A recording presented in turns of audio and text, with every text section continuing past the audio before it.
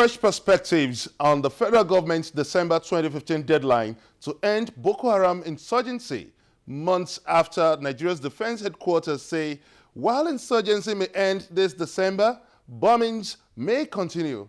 But could there be more than meets the eye in the federal government's war against insurgency? Perhaps the $2.1 billion Dasuki Gate scam might just be a scratch on the surface. Welcome to Question Time. I'm Benga Ashiru. You may also join in this conversation by sending us your comments on our various social media platforms showing on your screen. Just recently, the Nigerian military says it would reassess the insurgency situation and determine the next line of action. We met with the Director General, National Task Force on Illegal Importation of Small Arms, Mr. Emmanuel Okereke. Perhaps you may find his comments on the possible politics behind the anti-insurgency campaign quite gripping. Mr. Okereke claims his effort to fight insurgency was frustrated by the former National Security Advisor, Colonel Sambo Dasuki. Join us in this exclusive interview. Your status as the Director General of the National Task Force has been put to question by the EFCC. Could you set the record straight? EFCC has nothing to do with us. EFCC is being pushed by some certain hoodlums whom they know their character is in question because we're after them. And those people are the people who are paying EFCC to witch hunt, I, my personal self. Because they believe by the time they get me, there will be no national task force. Because most of the generals who have been with us, including former Inspector General of Police, they compromise with the custom. It's the custom that are paying them. You're making a very weighty allegations concerning the former National Security Advisor. We wouldn't advise you make such statements without facts on this show. We have facts and figures. National Task Force will prove a case against him. We are going to prove a case against him because he was not working for the government that he claimed to be working for. So, and this government that came is just God-ordained government. You've been accused of illegal recruitment. Could you explain this? We back on training in certain states. Okereke does not see thinkable out of the money they paid. And the money they paid is 20,000 naira for 14 good days. That 20,000 naira for their feeding and their accommodation and their medical. Because you see people keep on falling, collapsing. We paid the medical team to come and that will be at the camp in case anything happens. And it happens. Things happen. Okereke doesn't see the money. I don't take money from anybody. I only go to camp and commission the camp and go.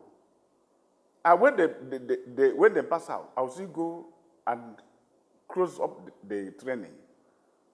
Okereke never take tinko from anybody. If there's any Nigerian or anybody can say that he gave Okereke 1,000 naira, let him come out. If that person gave me 1,000 naira, I will give him 200,000 naira. Is the National Task Force on Illegal Importation of Illicit Arms a government agency? Not force. It's a public partnership. It's an association that initiated by the Importers Association of Nigeria, which I am the president. Because we saw what is going to happen in Nigeria, we saw the future. Because we know what was coming into this country. We said, let importers checkmate themselves. Let us push ourselves. Then we now made that proposal to federal governments. And everybody abide to it. And we progressed. It was inaugurated by the Minister of the Federal Republic of Nigeria, including the National Security Advisor, that led 16 pages of the inauguration. Are you saying the NSA endorsed your role as the DG of the National Task Force? It happens during the time of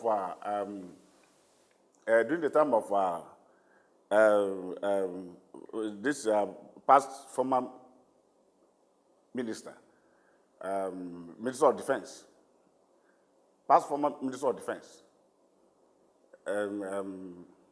Ali Guzo. Then Ali Guzo was the person that should choose Minister of Finance for the inauguration. And it was represented by Brigadier General Ali, who led 16 pages of news, 16 pages of speech of the inauguration. Are you saying you have a legal status, a legal document backing your status as the Director General of the National Task Force for Illegal Weapons and illegal importation of ammunition into the country? I don't know the type of document they needed, because we were inaugurated by the federal government of Nigeria at the Minister of Finance Conference Hall at the Minister's House, Abuja, by the National Security Advisor and the Minister himself,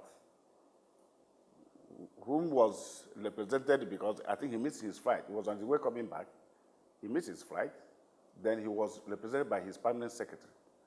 The head of service, Kefas, Danlad Kefas.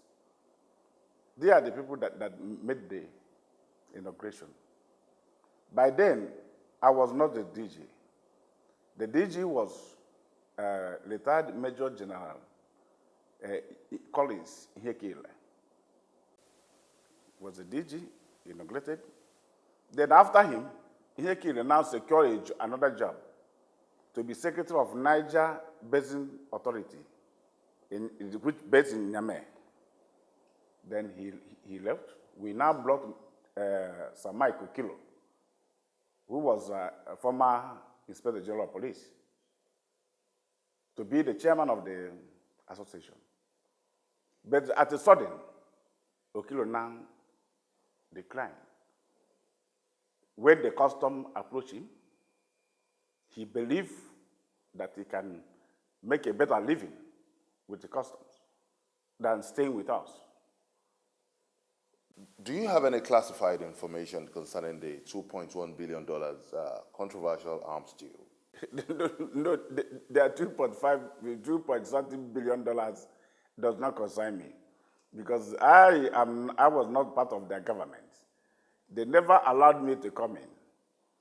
And it was my interview with DSS, and I educate them why we should form a committee that concerning arms and the